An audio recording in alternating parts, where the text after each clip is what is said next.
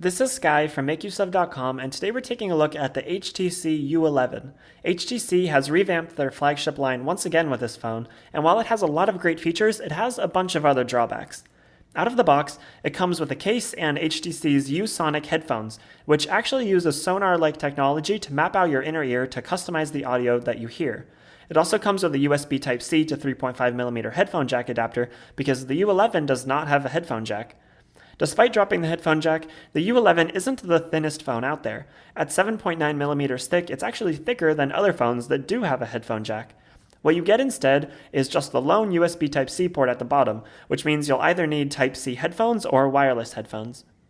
Also along the bottom is a thin slot for the speaker, which produces good quality audio but doesn't get quite as loud as other flagship smartphones. On the right, you'll find the power button and volume rocker. Up top is the nano SIM card slot and micro SD card slot, making the U11 one of the last high-end smartphones to support expandable storage.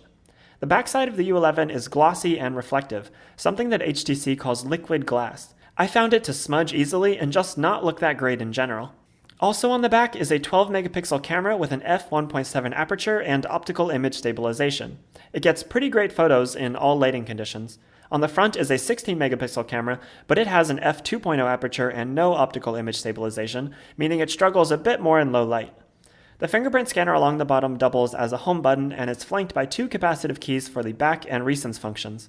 Most manufacturers have ditched capacitive keys by now in favor of software keys, but it looks like HTC is holding out. The screen itself is a Quad HD display that looks crisp and bright. It uses Corning Gorilla Glass 5, so it should be pretty hard to break as well. The edges are gently curved, which feels really great when swiping in from the side of the device. On the software side of things, you're looking at Android 7.1 Nougat, but modified by HTC's Sense interface. This means that the default launcher has the distinct look and feel. You can swipe over to the left to access Blink Feed, a stream of news and updates, and you can theme the device however you like using HTC's Theme Store. HTC's biggest trick with the U11 though is a feature called Edge Sense. This allows you to squeeze the phone to launch a certain app. Your mileage may vary with this, but I found it more gimmicky than useful. It was hard to launch at times, uncomfortable, and forgettable. There's also a ton of personal virtual assistants in the U11.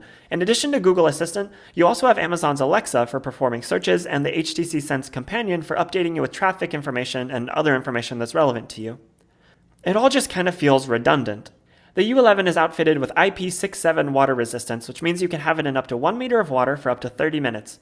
Overall though, the HTC U11 seems to have more cons than pros. While it has a solid camera and screen, it could be a lot better if it dropped the capacitive keys, boosted the speaker's audio, and toned down the Sense interface. It's currently available for about $650 on Amazon, but you can head over to MakeUseOf.com to read the full review and see how you could win an HTC U11 for yourself.